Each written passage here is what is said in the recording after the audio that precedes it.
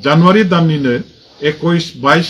आरो 24, 25 सानब्रैनि हाबाफारिजों जोंनि टेट क्वालिफाइड जानाय बिब' बिनानाव बिदा फंबाय जोंनि फरायसा केन्डिडेट बिथांमोननि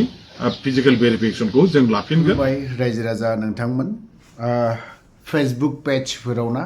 धोरोमखौ लालायनानै बा नैबे बागुरुम्बा डान्सखौ लालायनानै मोनसे माखासे कयेकजन बाथ्रा दान्थेलायलायबाय थानायखौ जों नुदों बा बयबो नुलायगासिनो दं।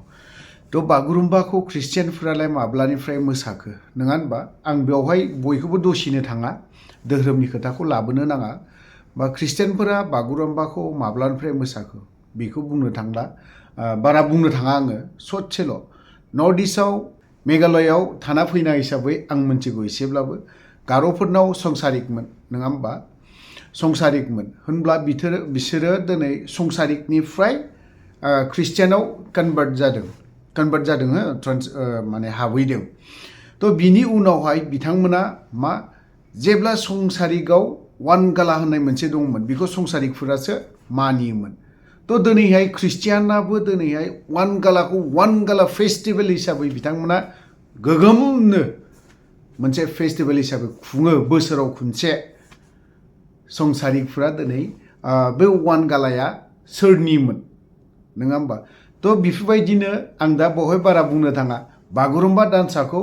जोंनियाव बर'फोरनियावबो मोनसे बागुरुम्बा डान्सनि मोनसे फेस्टिभेलफोरबायदि गिदिरनो खुंबावनोसो नांगौ होननानै आं बुंगोन। बावहाय सोरबा बाथौ धोरोमानो जा सोरबा ख्रिस्टियान धोरोमानो जा बे बागुरुम्बा डान्सखौ बयबो मोसालायनो हायो,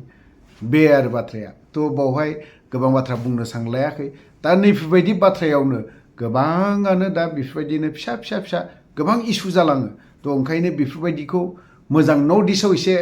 मोनथिग्रोनानै लानायाबो मोजां। नागाफोराबो दिनैहाय बै समावहाय जेब्ला नागाफ्रा बावहाय थाजेनदोंमोन अब्लानि समाव बिसोरबो ख्रिस्टियान नङामोन दे। जोनोमनिफ्राय बिसोरबो नागाफ्रा ख्रिस्टियान जानानै फैयाखै। बिथांमोनाबो बे संसारिकआवनो दङमोन। नागा ट्राइबआव मा धोरोम दंमोन बेयावनो दङमोन बिसोर। नाथायबा बिसोरो आबै आबौमोना जा फालिबोनाय दिनैसिमबो बिथांमोना हर्न फेस्टिभेलावहाय नोंथांमोना सोरबा गोबाङानो नुहैबाय थांबायदां बावहाय नुहैयो। आबै आबौमोनानो जायफ्रा संसारिकफोर दङमोन बा संसारिकनिफ्राय ख्रिस्टियान धोरोमाव कन्भार्ट जानाय ना बिसोरबो बै आबै आबौनि माबाखौनो दासिमबो ट्रेडिसनेलखौ दासिमबो नागाराखै होनबा दिनैहाय बेफोरबायदियावनो नागाराखैबा जोंनालाय आरो माथो। ओंखायनो जोंनावबो हायोब्ला जोंनि BTC आवबो बागुरुम्बा डान्सनिनो मोनसे फेस्टिभेलसो खालामबावनांगौ बिदिखौ गिदिरनो। बावहाय नों ख्रिस्टियाननो नों बाथौनो नों ब्रह्मनो नों बैनो बेखौ लाबोनो नाङा। खारन बेफोरो बिराद गिदिर फिसा गारायनिफ्रायनो गिदिर इसु जायो जोंनावहाय दैदेनगिरिफ्रा बेफोरखौ बारा माथा मारिया पलिटिसियानफ्रा। थ' बेनि सायाव बारा बाथ्रा बुंनो सानाखै। दा जोंनि BTCनि एडुकेसन डिपार्टमेन्टनि रबिराम सारा दिनै मा बाथ्रा बुंदों जों बेखौसो एसे खोनासंनानै लानि। जोंनि BTC गभर्नमेन्टनि एडुकेसन डिपार्टमेन्ट सोलोंथाइ बिफान जेखौ होनना बुंदों बे सोलोंथाइ बिफाना आथिखालाव LP आरो UP अर्थात एमइ स्कुल गुदि फरायसालि आरो गेजेर फरायसालि बेवहाय गासै लोगो नांनानै 984 अर्थात 984 जिहेतु पस्ट खालि दं। आरो बे पस्ट खालि थानायाव जोङो फिलआप खालामनो थाखाय मास्टार गोदानै फोरोंगिरि गोदानै थिसननायनि एपइन्टमेन्ट होनायनि हाबाफारि लानानै मोनसे BTC गभर्नमेन्टनि दैदेननायाव एडुकेसन डिपार्टमेन्टआव मोनसे सेलेक्सन कमिटि आरो नायबिजिरनायनि कमिटि जों बानायना होदों। मानगोनां जोंनि बारग' MLA बारग' BTCनि EM इमानुएल मोसाहारिखौ चेयारमेन बानायनानै बिथांजों लोगोसे गोबां माखासे गोरों एकाडेमिशियान बिथांमोनखौनो जोङो सोद्रोमा हिसाबै लाखिनानै बे भेरिफिकेसन एन्ड सेलेक्सन कमिटिखौ दाना होदों। बिथांमोनहा तन्न'यै आबुङै खुब गेबें मोनसे माने आदब खायदाखौ बाहायनानै गासैबो जोंनि टेट क्वालिफाइड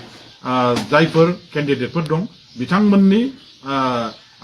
गासैबो डकुमेन्ट्सफोरखौ दिनै नायबिजिरनाय हाबाफारिखौ मावै फ्राय फोजोबनो हानाय जाबाय। बेनि थाखायनो दा जोंनि टेट क्वालिफाइड जानाय केन्डिडेटफोरनि गासैबो डकुमेन्ट्सफ्रा थिग दंना गैया बेफोरखौ आरोबाव नायफिननो थाखाय अरिजिनेल डकुमेन्ट्सखौ चेक खालामनानै नायनायनि थाखाय मोनसे फिजिकेल माने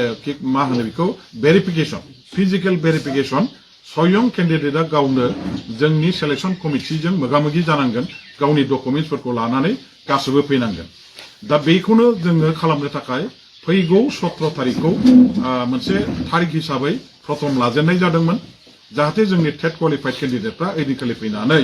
गावसोरनि अरिजिनेल डकुमेन्ट्सखौ दिन्थिफैनो हायो आरो जोङो चेक खालामनानै बेनि गासैबो डकुमेन्ट्सखौ नंगौ नङाखौ प्रमाण हिसाबै जों जाहाथे लानो हायो नाथाय बेवहायनो माखासे बाथ्राया बेवहाय माने बुंनो गोनाङा बे जाबाय जे ओइदिनखालि जिहेतु आसाम रायजोनि गुवाहाटीयाव हर'हजाय स्टेडियामाव मोनसे बेसेबांबा गिदिर जारिमिनारि माने हाबाफारिखौ लानाय जादों जोंनि बर' माहारिनि देरगाथाव मोनसे मुंदांखा बागुरुम्बा मोसानाय बेखौ माने मुलुगनि मोनसे रेकर्ड वर्ल्ड रेकर्ड खालामनायनि थांखिजों 10,000 जननि जोंनि बर' माने सिख्लाफ्रा बर' हिन्जावसा गथ'फ्रा बहाय मोसानायाव बाहागो लागोन समायना रमायना बेसेबांबा मुहिगोनां नायथाव जोंनि बे बागुरुम्बा मोसानायखौ 10,000 जन बर'नि जोंनि आंगो बिब' बिनानावफ्रा बहाय मोसानानै दिन्थिफुंगोन ओइदिनखालि भारतनि प्रधान मन्त्रि मानगोनां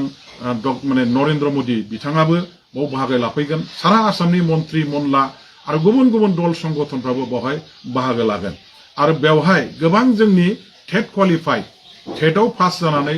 मोजां मोजां नाम्बार लाखिनाय जायफ्रानाखि साख्रि मोनथाव बेबायदि गोबां जोंनि बर' हिन्जावसा गथ'फ्राबो मोसानायाव बाहागो लाहैगोन साफा साफा मोसागिरि महरै दा ओइदिनखालिनो जुदि जोङो फिजिकेल भेरिफिकेसनखौ लानाय जायोबा जोंनि गोबां स' माखासे माने बे टेट क्वालिफाइड जोंनि बिब' बिनानावफ्रा मोसानायाव बाहागो लाहैयोबा आरो एखे दिनावनो जुदि फिजिकेल भेरिफिकेसनाबो बेवहाय जुदि साख्रि मोननायनि हाबाफारियाबो जायोबा होमबा बिसोरो माने गोबां आख'-फाख'आव गोग्लैगोन गोबाङानो ओइदिनखालि फिजिकेल भेरिफिकेसनाव थानो हानाय नङा आरो साख्रि मोननायनिफ्राय बे खाबुनिफ्राय माने गोमानो गोनां जानो हागौ बेखायनो जोंनि दा गुवाहाटीयाव जायफोर बागुरुम्बा मोसानो थाखाय थांबाय वर्ल्ड रेकर्ड खालामनो थाखाय थांबाय जोंनि हारिनि मोजां मोनसे मुं आरजिनो थाखाय थांबाय बे बिनानावफ्रा बे टेट क्वालिफाइड मोसागिरि बिनानावफ्रा जाहाथे गावसोरनि मोननो गोनां साख्रिखौ जाहाथे खहा जानो गोनां जाया बिथांमोनहाबो जाहाथे जोंनि फिजिकेल भेरिफिकेसनाव गावसोरनो माने देहाय मोदोमै थानानै गावसोरनि डकुमेन्ट्सखौ श' खालामनायनि गेजेरजों उनावहाय गावसोरनि साख्रि मोननायनि राहा लामाखौ मोननो हायो बेनिफ्राय जाहाथे बिथांमोनहा खहा जानो गोनां जाया बेखौ नोजोर होनानै जोङो दिनैहाय जोंनि शिक्षा बिभागा सोलोंथाइ बिफाना फैगौ 17 तारिखआव जानो गोनां फिजिकेल भेरिफिकेसननि माने हाबाफारिखौ दोनथ'नानै जानुवारि दाननिनो 21, 22 आरो 24, 25 सानब्रैनि हाबाफारिजों जोंनि टेट क्वालिफाइड जानाय बिब' बिनानाव बिदा फंबाय जोंनि फरायसा केन्डिडेट बिथांमोननि फिजिकेल भेरिफिकेसनखौ जों लाफिनगोन दा गुवाहाटीयाव जायफोर दिनैहाय मोसानो थाखाय थांबाय बागुरुम्बा मोसानायाव बाहागो लाबाय बे जोंनि बिब' बिनानावफ्रा गोसोआव जेबो गिनाय गैया गोसोआव जेबो आफसोस गैयालासे गोसोआव जेबो सन्देह लायालासे गोसोआव मोनसे प्रेसार जेबो लायालासे उदां गोसोजों गेबें गोसोजों जोंनि हारिनि मोजां मोनसे मुं